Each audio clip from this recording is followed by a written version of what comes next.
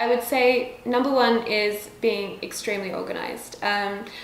Especially the bigger collection you manage, it's your responsibility to make sure that every single style in the collection that your designers have worked on is actually realized. And so you have to manage yourself and manage other people. And I think the only way to get through that is obviously to have amazing organizational skills. I mean, I write myself lists constantly all the time. I'm plotting things into my calendar to remind myself. So I think it's finding your process in how you can be more organized. But I think at the same time, you know, also, like I was saying with the translating different things to people of different languages, you have to make sure that the way you've set up your tech packs or your spec sheets for someone is extremely organized and easy to understand. So I would say that is definitely a key part of it. Another thing that I never thought I would say, but I think also having a really good understanding of mathematics. Yes, fashion is about being creative and about design and about product, but at the end of the day, it's also about making money. That's why we're all here. That's why businesses survive, because if they don't make money, then they can't survive. So for me, especially as a developer, it's really important to always be thinking about price. Yes, we have this amazing design and we want to do it in this amazing fabric. How much is that actually going to cost us as a company? How much money, how much return are we actually going to see from that? So I have to spend a lot of time as well analysing what we're buying, which fabrics we're using, which styles we're putting them on, and how much profit margin we're actually making on each particular style. So I need to break it down from the cost price that it's costing us to make it, including all of the fabric and trims in that, versus how much we're selling it for.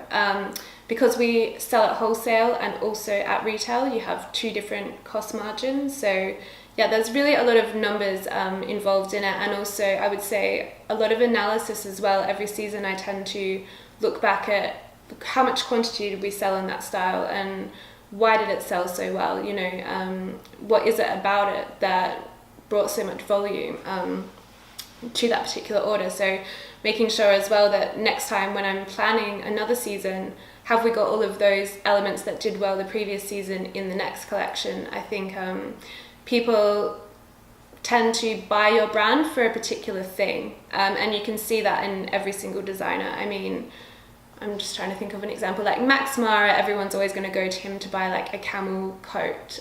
Saint Laurent, everyone's always going to go to him to buy something leathery and like with a bit of a rock star element. So you've got to find what your like niche thing is and make sure you're continuing that through while doing something different every season as well. So yeah, I would say there's a lot of analysis, and that being really good at maths is actually a really good skill to have. And the last one I would say is communication. Like I was saying before, you're talking to so many different people from so many different backgrounds who speak a number of different languages, not always the same language as you. So you need to be able to find your way of communicating with them.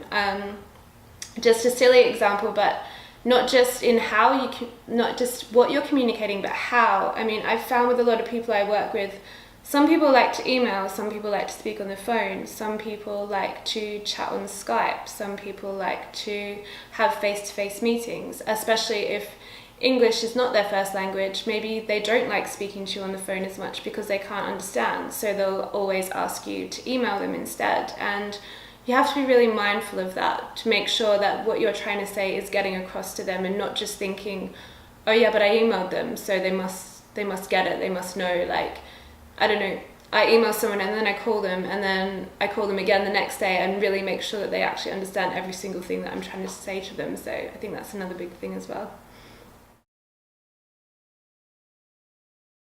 I would say don't pigeonhole yourself when you finish uni. I thought I was either going to be a designer or a stylist, and that's all I wanted to do. And I don't think until I started to work and do work experience, I really realized how fashion companies worked.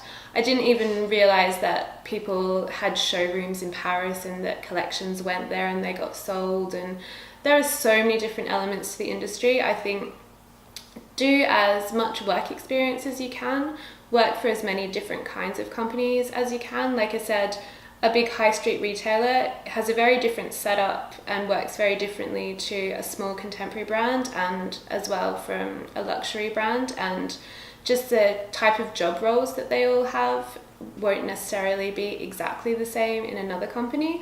They will translate a little, but depending on how they're set up, it'll always work slightly differently. Some people do things in-house within their company, and other people will outsource and do it externally as well. So it's really just, I think, good to go and work for other people and really try to understand how business works, and how companies are structured. And I think that can then give you a really good insight into then how you can fit into that company.